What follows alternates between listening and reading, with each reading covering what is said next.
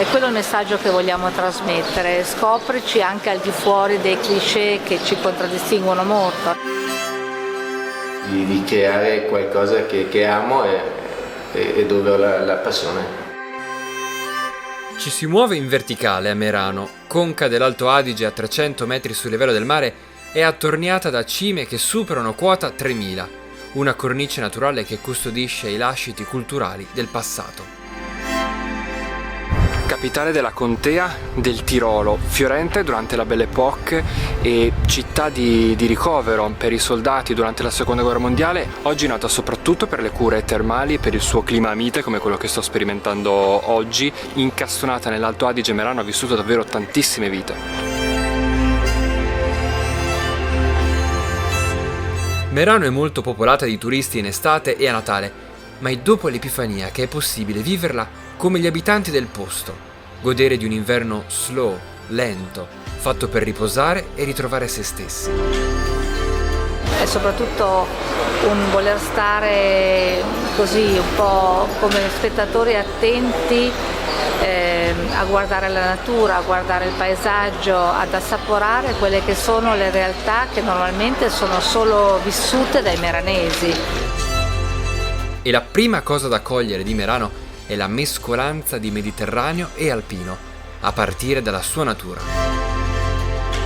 Quello che notiamo qui è che c'è una vegetazione che non si ritrova generalmente nelle Alpi, giusto? No, infatti, il nostro motto è là dove le Alpi incontrano il Mediterraneo. La presenza di cipressi, ulivi, piante grasse, palme e nello stesso tempo appunto gli abeti, i pini. Natura che può essere vissuta attraverso le passeggiate meranesi.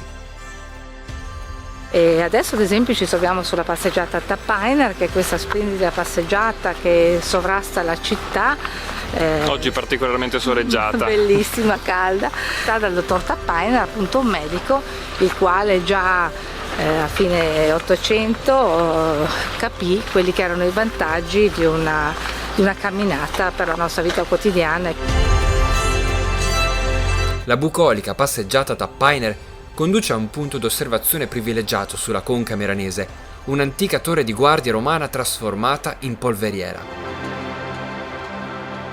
Dalla cima della polveriera che sovrasta la città di Merano si ha un'idea della sua geografia, perché la conca meranese è all'incrocio fra tre vallate, la Val Venosta che è quella alle mie spalle, poi c'è la Val d'Adige che va verso Bolzano e la Val Passiria.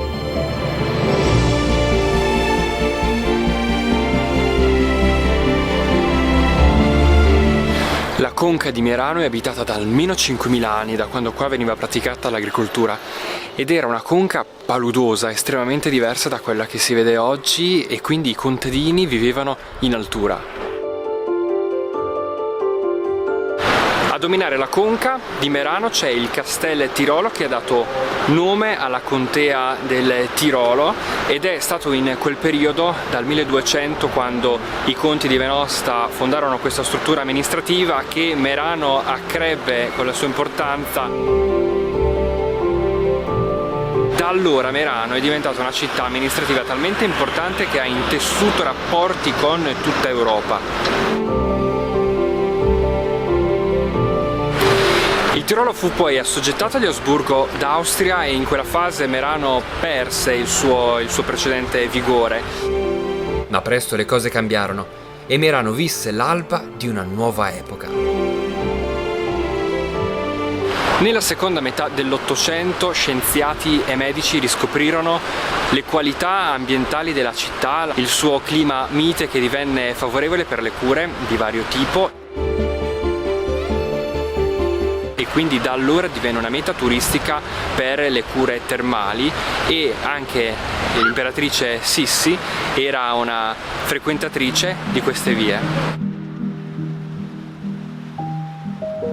Il gusto per le piccole cose oggi a Merano passa anche da un cubetto di cioccolato. Ho la prima torrefazione di cacao a Merano. In tutto l'Alto Adige esistono solo 2 torrefazioni di cacao. Quella di René è una di queste. Una torrefazione fa il prodotto proprio dal zero. Vuol dire che compro le fave, e poi dalle fave faccio tutto qua nel laboratorio fino al prodotto, fino alla tavoletta. A 26 anni è arrivata l'idea di mettersi in proprio e di produrre cioccolata con le proprie ricette. Che ho studiato il pasticcere è nata l'idea di creare qualcosa dove ho la passione, e poi gli ultimi anni che sono stato fuori all'estero ho imparato, e poi è nata l'idea di tornare a casa e di presentare quello che ho imparato e studiato. E questo è l'inizio del mio lavoro, un controllo veloce, un controllo di qualità. Dal Sud America e dall'Africa le fave di cacao si uniscono all'area alpino-mediterranea di Merano. Solo cacao, zucchero e poi i vari ingredienti che uso per creare i gusti. Un lavoro artigianale fino all'ultimo step. Devo incartare tutte le varietà a mano, Una per una. una per una. Bel lavoro. Bellissimo lavoro. È un lavoro dove ho tempo di pensare magari a nuovi prodotti o altre cose. Un lavoro che mi piace molto. René, come altri giovani artigiani del posto, è tornato a Merano dopo aver fatto esperienze all'estero. Oggi queste piccole botteghe riqualificano i vicoli del centro. Dà soddisfazione il lavoro? Sì, molto. Lo amo e lo faccio con una passione, è quello che mi piace di più.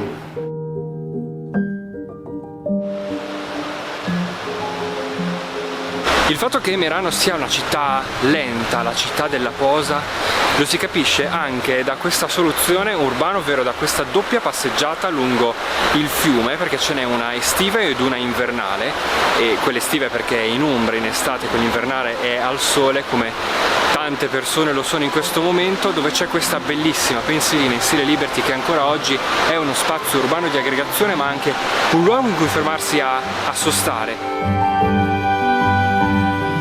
Molto ruota attorno al benessere qui a Merano, sì, da sì. quando è ritornata ad essere una città florida già nella seconda metà dell'Ottocento. Sì, è proprio con l'idea che Merano è veramente una palestra a cielo aperto.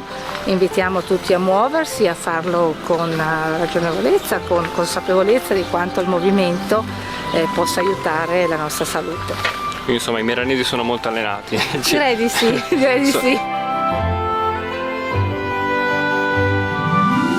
Quello che mi colpisce di Merano è che si può fare un'esperienza duale su più piani.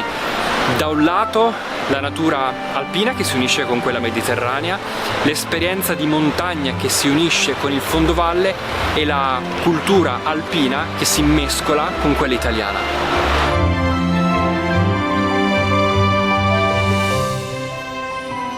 Questa cultura del benessere è bene che la testi per voi, e quindi adesso vado a farmi qualche oretta nelle terme di Merano.